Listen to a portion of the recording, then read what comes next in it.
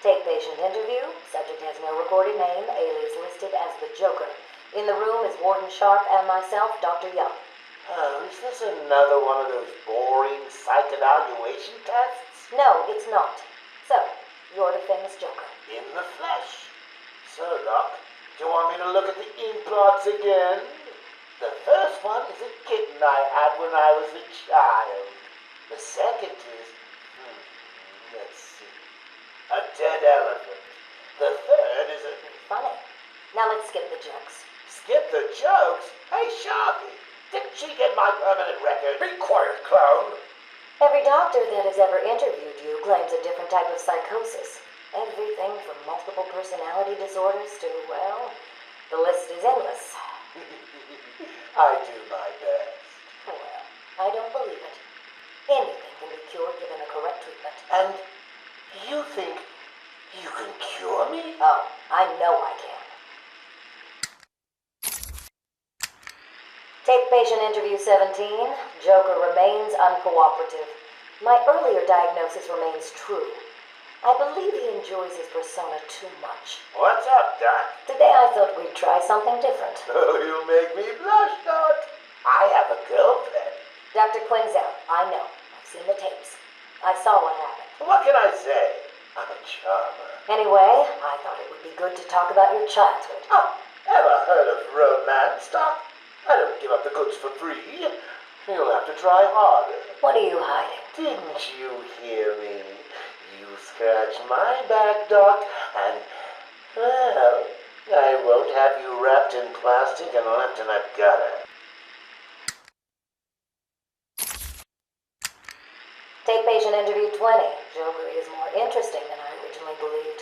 When Project Titan is operational, I believe Joker will be the perfect test subject. Good afternoon.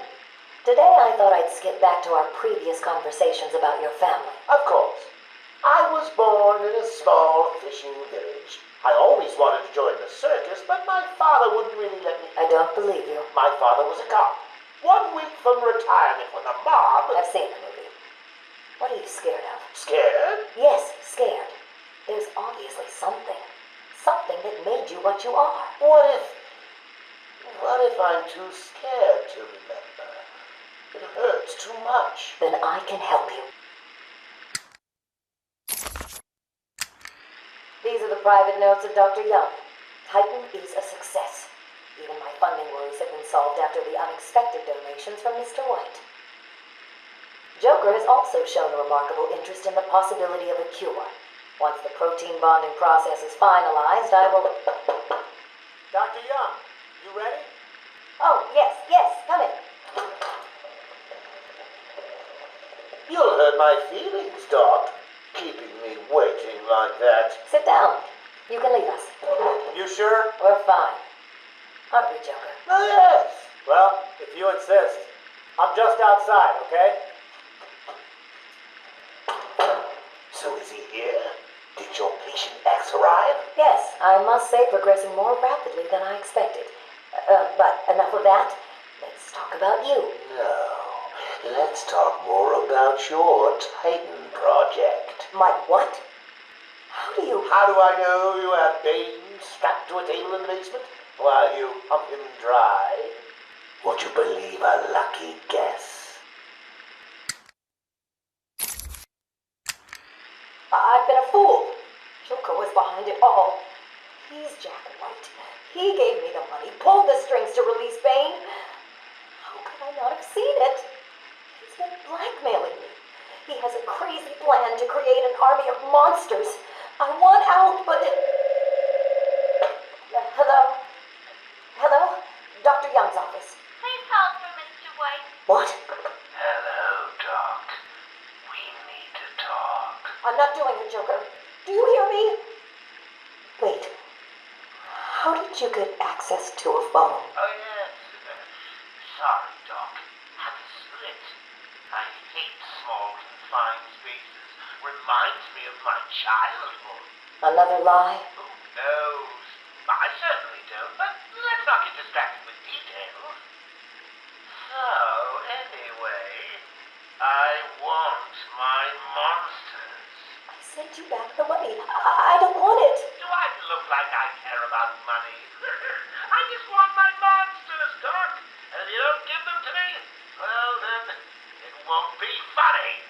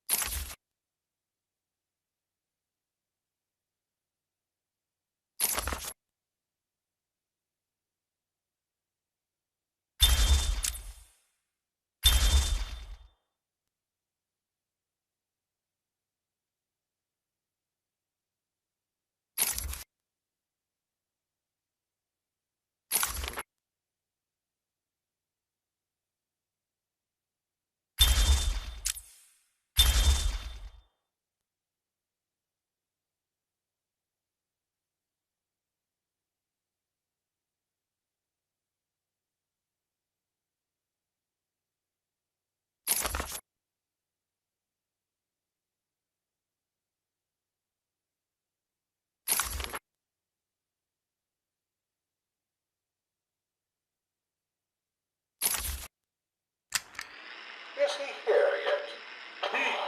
You're kidding me, right? That thing's not a man. My God! Hello. My name is Dr. Gretchen Whistler. Do you understand me? Yeah, I hear you, bitch. So when's dinner? I'm getting hungry. Taped patient, session 2. Patient name, Waylon Jones, a.k.a. Killer Croc. So, is this the part where you try and reason with me? Find out why I did it, Doc. We're here to help you, Mr. Jones. You got a cure for me then, Doc?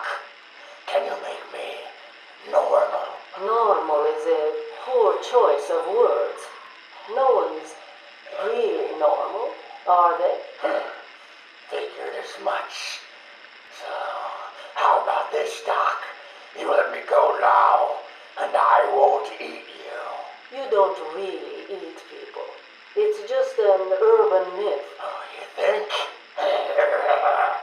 Keep believing that, Doc. Sit down and shut up! You think I'm scared of you, Cash? I've got your scent. You're And I've got yours too. Know what? It stinks! Carry on, Doc. Please don't do that again, Mr. Cash. It's not helping. I'm sorry about the comment, but what can we do if you insist on hospitalizing 3 guards? strap on whatever you like, Doc. This thing just tickles. I'm happy to wait here. Wait for the bat. He'll be back, and I'll kill him. Then Cash. Then you. In your dream. Now get up. Now!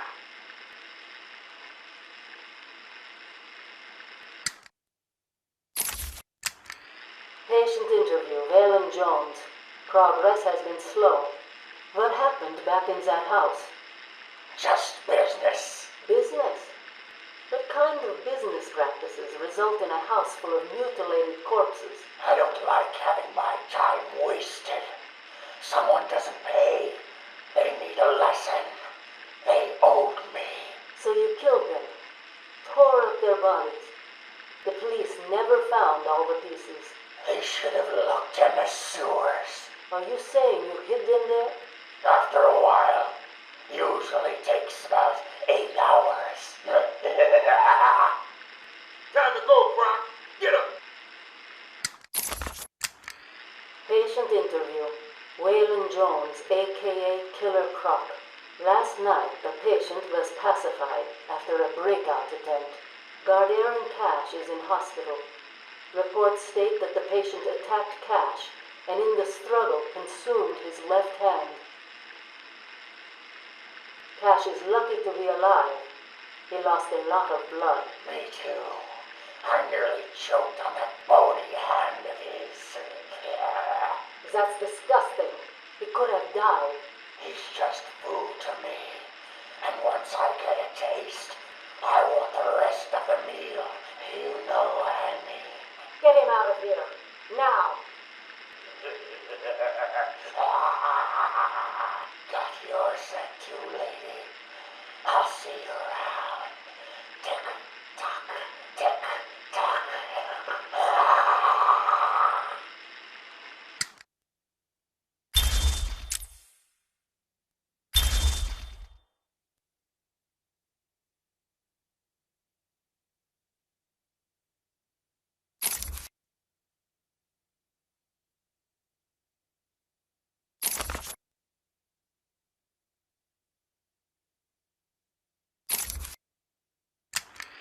Harleen Quinzel? Call me Harley. Everyone does. I'm surprised you want to intern here at Arkham. I've always had a thing for extreme personalities. You can't deny there's an element of glamour to these super criminals. I'll warn you right now. These are hardcore psychotics. Most would rather kill you than speak to you. I'm sure I'll be fine, Doctor. They'll eat you for breakfast. I mean it. One or two of them will enjoy it too. Be careful.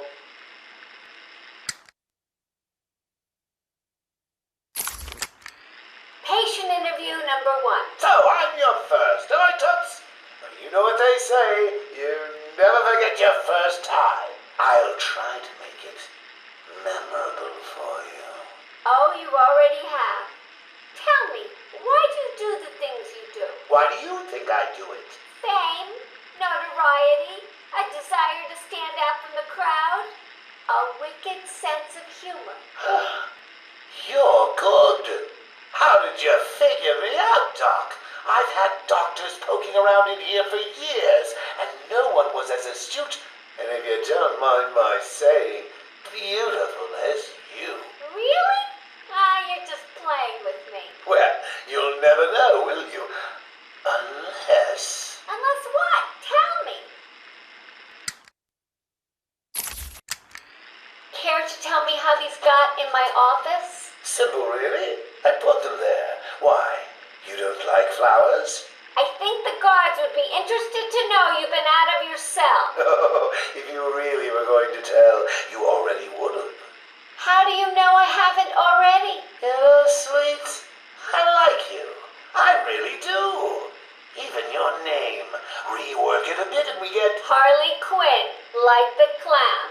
I know, I've heard it before. It's a name that puts a smile on my face. It makes me think there's someone here I can relate to. Someone who might like to hear my secrets. Really? Go on. Not here, my dear. Too many ears and eyes. Come back tonight. I'll be ready for you.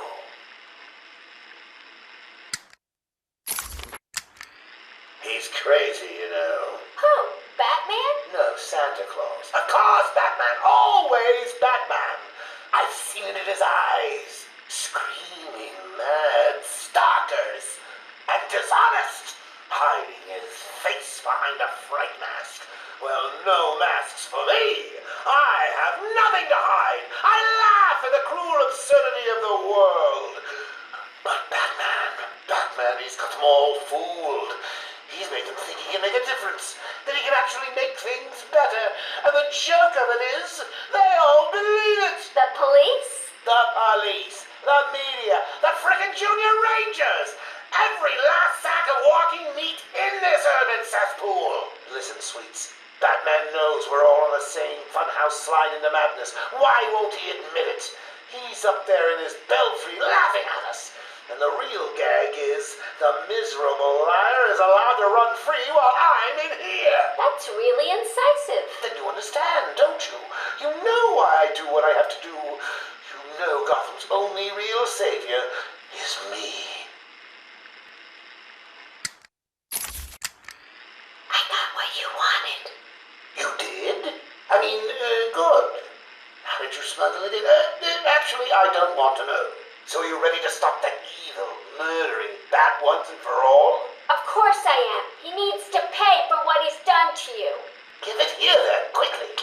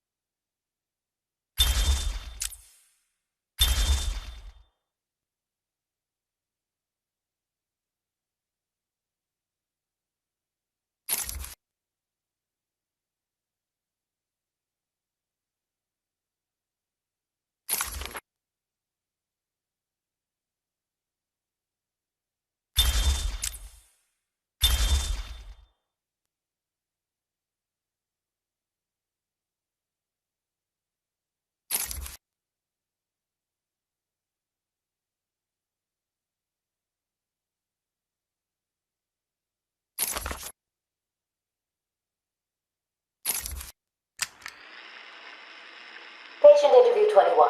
Patient's name is Edward Nigma, also known as the Riddler. So, Edward, Warden Sharp tells me you've been leaving threatening riddles scrawled on the asylum walls. Again. One would have to be severely paranoid to read threats into harmless riddles, Dr. Young. May I test you with one? Very well. What is it that walks on 4 legs, then 2 legs, and finally 3 legs? A human being. As a baby, it crawls on 4 legs. As an adult, it walks on 2. And in later years, it uses a cane. Good try. But the answer to all 3 is a baby. True, it crawls on all 4s, but cut off its legs and it can only wiggle on 2 limbs. Give it a crutch, it can hobble around on 3. You see? That's horrible. How can you even joke about that? Easily, Doctor. It's not my baby.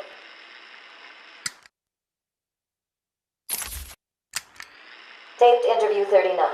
Patient's name is Edward Nigma. At this point in time, I've yet to decide if Mr. Nigma is a suitable candidate for the Titan process. I'd like to talk about your childhood. Miserable. Next. By all accounts, that is where your fascination with riddles began.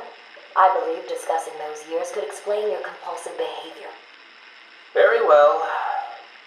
My father hated me. Always called me a moron. I see.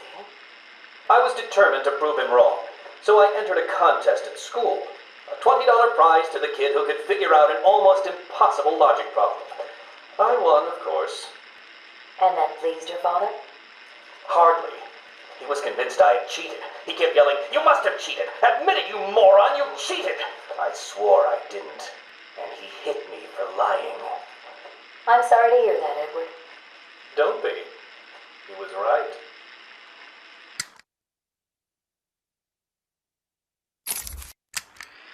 Patient interview 44. This is yet another interview with Edward Nigma. I have yet to make up my mind whether he's a genius or just deluded. Whichever one he is, just being in his company is both irritating and exhausting. Hello, Miss Young. You look tired. Anything you need my help with? No, thank you, Edward. I am here to help you. We all are. Forgive my arrogance, Doctor, but if you think I need your help, well, you're in the right place. Let's look at it a different way. Throughout your career, you have specialized in bizarre traps and convoluted clues that more often than not result in the death of the unfortunate participants. And if the citizens of Gotham were smarter, my games would be merely an amusing diversion. Instead of death traps. You really should be thanking me. Weeding out the ignorant, the stupid, the useless. But don't worry, I'm sure you would survive. What a lovely photo on your desk, Doctor. Your family? Mother, perhaps. Put that down. Get out. Guard! Let's discuss your obsession with Batman. Hardly an obsession, Miss Young. I simply feel an obligation to expose him. You know who he is? More important, I know what he is. What do you mean? It's obvious. The mask, the weapons, the scare tactics. He's a criminal. No different than Joker or Two-Face. Or myself. Most people consider him a hero. Most people are idiots. They can't see Batman for the villain he is. Riddle me this! How did he get his car and his gadgets? I don't... With money stolen from the criminals he defeats. Why does Gordon turn a blind eye to his antics? Batman bribes him. The answers are right in front of your stupid, gawking face. Edward, please, calm down. Wake up, Gotham! No sane, law-abiding man does those things. No one's that selfless. Batman is as vile as they come. Security! Security! This is my final interview with Edward. I have gone as far as I can. I can no longer tolerate his mood swings and tantrums. I have more important work to be getting on with. He will be transferred to Dr. Whistler's care as of next week. Good morning, Doctor. How are you today? Fine, thank you, Edward. You're in a good mood. I'm always in rare spirits when I'm about to be released. Edward, You know you don't come up for parole for another 3 years. First thing I'll do is have dinner at that Italian place on 19th Street. Seriously, Edward. I only hope Joker hasn't completely trashed the city. Oh well, I'm sure I'll find out soon enough. Wait. Have you been in contact with the Joker? He escaped Arkham weeks ago.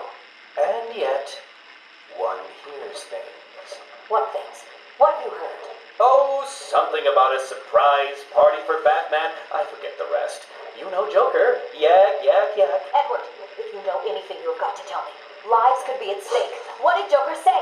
You forget, Doctor. I'm the one who asks the riddles.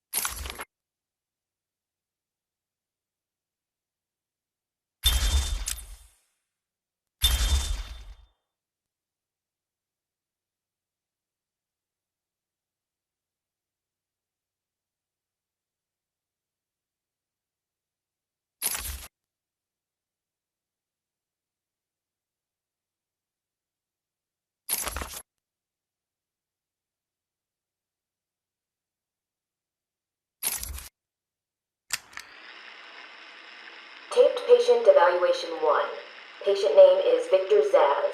Diagnosed clinically insane after the murder of at least 20 women in the Gotham area. Hello, Victor. I'm Dr. Cassidy. Seeing as this is our first session, let's spend some time getting to know each other. I don't need to know you, Miss Cassidy. Everything is meaningless. Don't you think that's a very negative outlook on life, Victor? You've no doubt read my file. Yes, I have. It says you come from a wealthy family, that your parents died, and how you lost all the money gambling. And none of it matters. Why do you keep saying that, Victor? Because the only thing that does matter is the mark. Have you seen my work, Miss Cassidy? If you're referring to the marks on your... Of course I mean my tally marks. And I have a space for yours. Do you want to see where?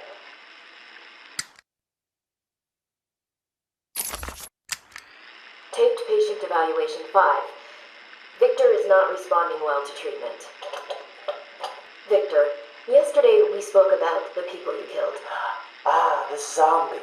They are all people, Victor. They are zombies. Continuously shuffling through the daily grind, waiting for someone to liberate them. You mean kill them? The police report states that you've murdered, or liberated, if you like, 20 young women in the last 3 months. Each had her throat slit and was left posed. They were all lucky to be chosen to receive my gift. I doubt they would agree with you. Really? How about you, Miss Cassidy? As you take the elevator to your apartment each night, open the 6 locks to apartment 433. Remember you forgot to buy your cat food. Again. How do you know As where you sit down on your favorite red chair, cat on lap, just waiting for something to happen. I can make it happen, Sarah. I am your salvation.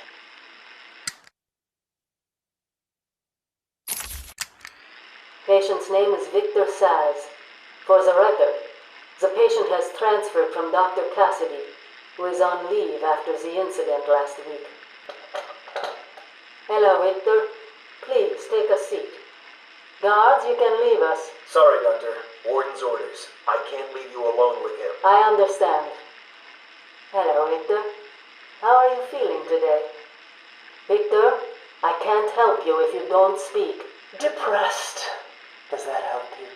Can you get into my mind, Doctor? Why depressed? I'm just thinking about the one that got away. The one I chose. I needed the mark. I want the mark! Victor has been more subdued recently. Response to medication has been poor. Touching. Hello, Victor. Is there anything you'd like to talk about today? Touching. Victor! This is going nowhere. Touching. Guards! Get him out of here! You heard the doctor. Get out. Didn't you hear me? He's got a knife! Ah! Get a trank in him! Get a trank in him! Oh, God! He's on Bill! He's cutting him! Get him off! Get him off! We need help here! Victor has been in isolation since the attack on the guard last week. As I wait for him to be brought up to me, I have had time to review his notes. I am increasingly worried he cannot be cured. He has no empathy for his victims. Deep down, I believe he views all of us as potential victims. Doc, are you okay? What's happening? It's Zaz. He broke out of isolation. He's gone. Oh, God! Don't worry, Doc. You're in the safest place. He's definitely left the island. Of course. But someone needs to alert the authorities. He'll need to kill again. Do you understand me? Needs to. Oh, no. He's gone after Dr. Cassidy.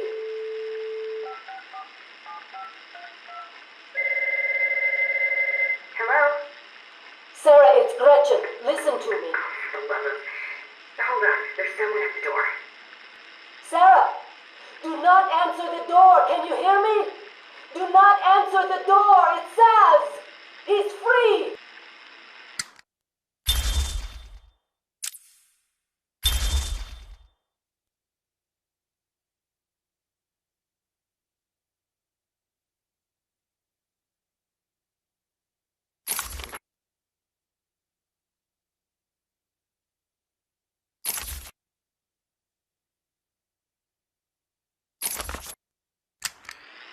Patient interview. Pamela Lillian Isley, November 12th, 11:33 a.m. Good morning, Pamela. How are you today? Fine. Today is a special day. What do you mean? This is the anniversary of my new life. When I found my true self, my destiny. Are you referring to the event with Dr. Woodrow? Yes. What else? Of course, at the time, I thought Jason had poisoned me. But in retrospect, he did me a huge favor. And why do you believe what he did has helped you? He showed me the bigger world. A world I should protect. Of course, my first offer was rejected. Offer? You tried to kill everyone in Gotham. Well, sometimes you need to prune back hard in order to make something flourish.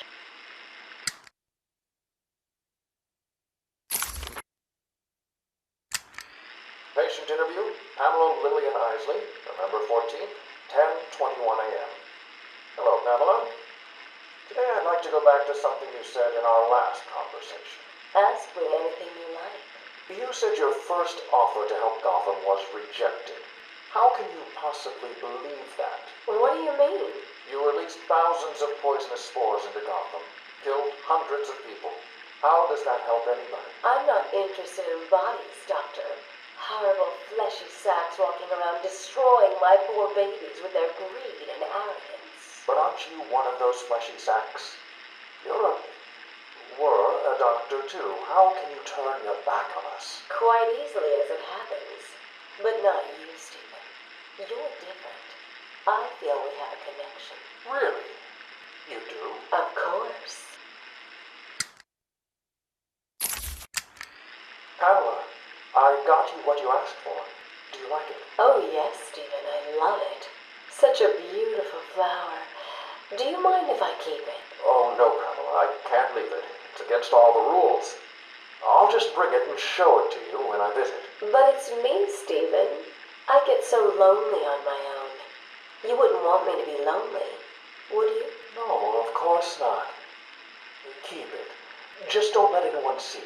Really, no one. You can trust me, Stephen. Thank you. Now give me a kiss. I can't. People will see. No one's watching. What's wrong with you? Don't you love me? Call me Ivy. Of course I love you. Where is Dr. Kellerman? How should I know, Warden? It does seem careless of you to have lost him. I have no time for your games, Miss Isley. Tell me where you have him. We have security footage of you and him leaving your cell last night. So, Do I need to spell it out? We know you hypnotized him, or whatever it is you do. We know he took you somewhere, but conveniently, security cameras across the island were mysteriously covered by leaves and flowers at 3 a.m. Now tell me what it is. I'm not saying a word unless you do exactly what I tell you to do. We found him, no thanks to you. The poor man could have died. So, He has a wife, a child. as do the plants he tramples underfoot. The spores he breathes in and destroys have children. Why does he deserve anything more than them? You people ignore what is happening in front of your eyes. I refuse to put the welfare of plants before the welfare of people. And that is why you will lose. There's more happening than you know, Warden. It's all connected.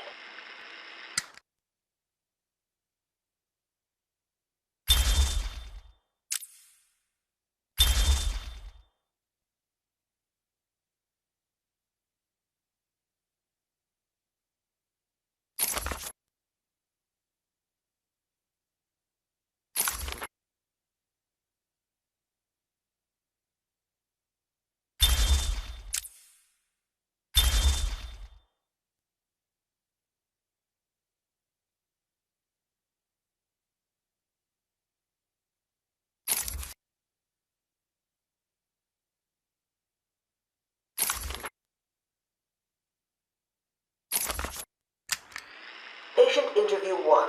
Patient was referred to me after the incident with Dr. Murphy. He appears to have suffered a breakdown of sorts. I believe it was brought about after the loss of his wife and child. As yet, the patient has been unable to speak. Continued observation shows little mental activity. It's as if the shock of what he saw triggered his mental collapse. There's someone in here! It's him. We found him. Break down the door! Note to self, as ever, it is difficult to continue my research under such conditions. Step away from Dr. Combs! Now! Get down on the ground! We found them. Someone get a medic. Oh, God, what's he done to him? Patient interview 6. Dr. Crane has been back in custody for 3 weeks. Regular sessions have been inconclusive. I am not sure he is actually insane. Good evening, Stephen. How are you tonight? I'm conducting the session, Jonathan. Of course. If that helps you cope, I wouldn't have it any other way. Let's talk about the events 3 weeks ago. What did you think you'd achieve? Dr. Murphy is still in therapy. I wanted to understand him. His personal demons, his fears. It's all quite fascinating, really. But you were a respected doctor. A brilliant mind. Now just another resident in Arkham. Can I have a drink? A strong one? This kind of question bores me. I'm afraid not. Interesting choice of words, Doctor. Tell me, what are you afraid of? Patient interview 9. Dr. Crane continues to evade questions. I believe he is quite sane, just evil. He takes no interest in the people he has hurt. His research appears to be the only motivating factor in his life. What is it about fear that drives your obsession? Fear drives everything, Stephen. Everything. Your life is governed by fear.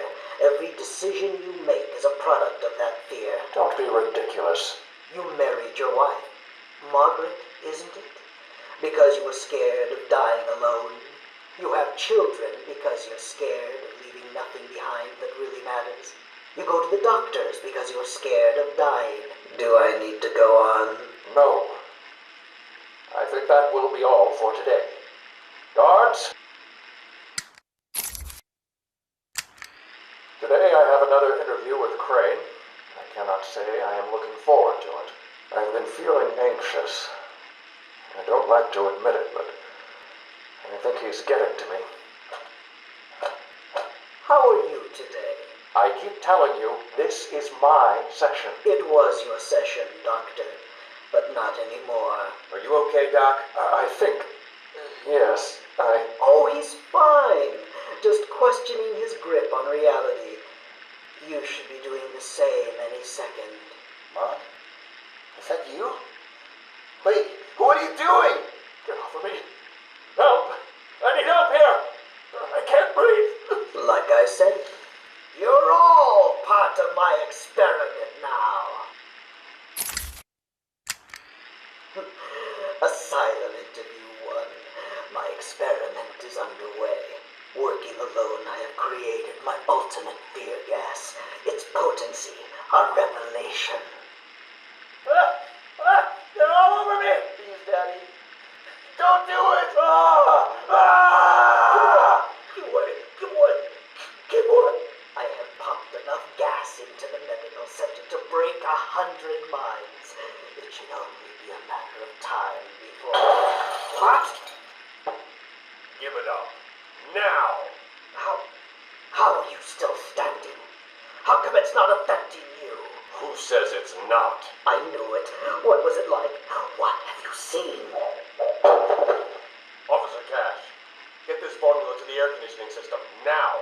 You failed, Crane. Again. I've been working with Dr. Kellogg in creating an antidote to the toxins in your cologne. He fooled you, Crane. How does that make you feel? Threatened? Humiliated? Scared?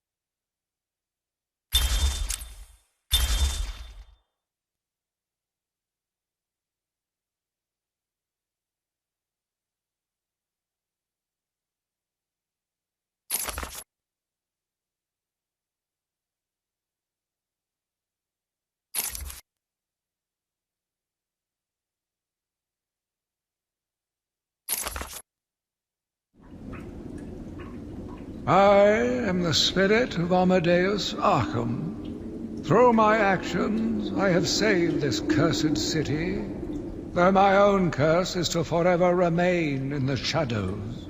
My story is carved into the very soul of Arkham, and will only be revealed to those dedicated enough to discover it. My family's blood ran through the heart of Gotham. We were doctors, politicians, and teachers. We have been the organ cleaning the arterial filth from the city. We have been its servants, giving all to protect it. And still it has chosen to hurt us. As Gotham's veins slowly filled with pain and suffering, the effects were felt everywhere. My father fell first, infected by some foul disease. My mother lived on, but only in a dream. I returned to the family home to care for her, where she remained in her bed for as long as her body continued to breathe. Her tears kept me awake at night. My journey lasted little over a month. Visiting academics in both Metropolis and Keystone, I was exposed to a wealth of new ideas. I began my day returning home in good spirits, eager to see my wife and family. I ended it kneeling in their blood, broken fragments of my life, pouring through dripping red fingers. I returned to my work, but I could not shake the pictures from my mind. I should have been repulsed, but I was more eager than ever to find an explanation for why someone would do this. They brought the animal before me, shameless and barking like a mad dog. For what felt like days, I endured his boasts. He took pleasure recounting his actions, cataloguing his depraved crimes. What should have been revenge turned to pity. This poor dog needed my help. The island changed little over the years. Its reputation was in tatters, but I vowed to fix it. As the buildings were rebuilt, I saw the future. A bright, wonderful future.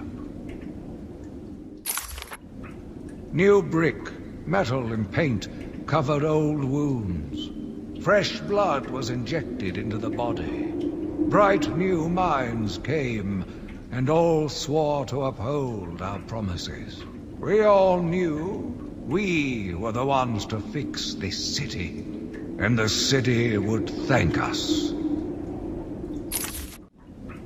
My family's killer stood in front of me. Years of therapy have deemed him sane. I was proud to see him walk free. In exchange for his liberty, the state required only a signature. He talked about wanting to walk in a park, how he longed to feel fresh air on his face. And then he took my father's fountain pen and killed my secretary. As he was subdued, he screamed out, pleading for forgiveness, for pity. But I had none. I watched as guards beat him to a stain on the floor. Spring was a turning point, a new beginning, a glorious realization of my true destiny. My family's killer perished in an unfortunate accident. These animals cannot be cured. Like dogs, they only respond to discipline. And if that fails, then I was afraid that these accidents would have to continue. I took a walk around my island. I passed by the penitentiary and felt nauseous at the thought of the filth it contained. I looked out over the Gotham Bay, and in the distance I saw lights. No doubt boats bringing more filthy degenerates to my city. I swore again to protect her from this darkness. I argued with the latest group of young, eager doctors. They bored me with theories and ideas, proving that they had no theories on how to cure these animals. Only one shared my vision. I offered her the chance to explore her dreams. She accepted. We'll make a good team. The Gotham police dragged a new patient to the island. They said he was responsible for the disappearance of hundreds of the city's vagrants. As I looked at his disgusting body, all scales and teeth, my mind ran free, dreaming of delicious punishments to break this monster. Doctors gathered around, poking it, examining, but only I knew what would cure him, once and for all. The beast was too strong. His animal savagery nearly cost me my life. I took my frustrations out on a lone patient. His case notes suggested he was a paranoid schizophrenic. His pleas, as I beat him to death, suggested much more. His confessions were illuminating. My path was clear. Every day I found the patients more distracting. Their insane mutterings and constant twitching disgusted me. There was only one way to cure this evil. Only one way to purify the city and ensure its future. I needed to prepare myself. I needed to be ready. I had a sudden pang of conscience. I sought counsel from my priest on the choices I had made. I asked him if it was a sin to kill in order to save a life. The holy man said all life was sacred, but a judgment would not be upon my soul if I acted to save another. I left the confessional with my soul uplifted, convinced more than ever I am doing a service not only to mankind, but to God as well. I watched in silence as he brought in the woman. Her skin now a venomous green. The wanton creature no longer looked like a human being, much less a woman. The Bible says, "Suffer not a witch to live." Yet he has once again delivered this female atrocity to our care. Once I have dealt with the monster, I think it will be time to see if green wood does, in fact, burn. Sitting in the darkness outside of his cell, I watched the crazed twitching, listened to the disgusting words that came from his mouth. How can I let a dirty animal like this live? He is the cancer I have sworn to protect the city from. Curse me for a fool! How could I not see it until now? The monster had a confederate. I hid in the darkness near his cell, and saw with my own eyes one of the doctors whispering to him. She looked at him through the transparent barrier with tenderness, with, dare I say, desire. My skin crawled with revulsion as she kissed the glass.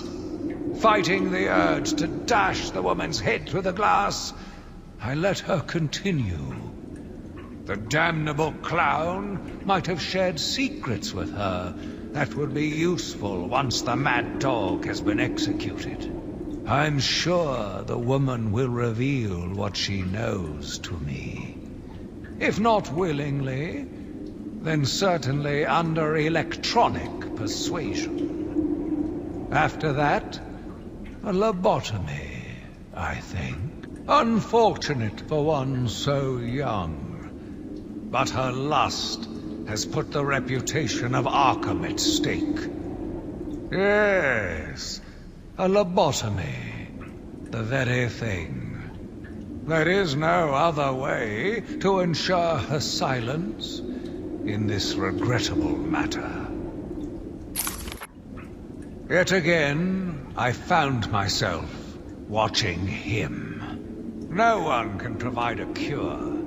He laughs in the face of those who try. Amadeus would not have let him live. And neither should I. One last sip of cognac, and I was ready. He watched as I entered the cell. He smiled as I showed him the knife. I told him how I will use it, how I will cleanse this city. And then, terror. I was paralyzed. I struggled. I screamed, but I was silent. The monster looked at me, expressionless. He ran my blade slowly across my forehead. A smile cracked across his horrible porcelain face, and I heard the filth fall from his mouth. He laughed and called me that horrible name. It must have been Crane, another one who doesn't deserve to live. Why do these people thrive on chaos? Joker, in particular, desired anarchy, and since his escape will no doubt wreak it upon my city. I feel this is the end for my diary. Joker will be recaptured. My story will be told. I am not afraid. If Arkham becomes my cell, then I will know I did my best. I will be remembered. I am the spirit of Amadeus Arkham. Even though Amadeus had long since passed, his spirit lived on, surviving, moving through the walls of his asylum. When it chose me, I felt proud.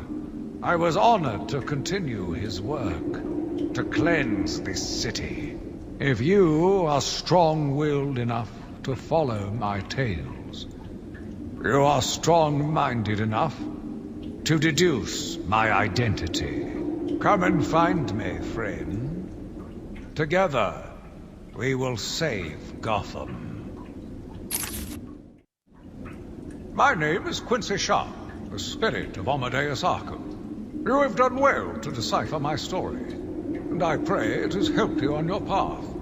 I trust that through my writings you will do what is right. Please, I implore you, continue my work. This city deserves a savior. Continue my work.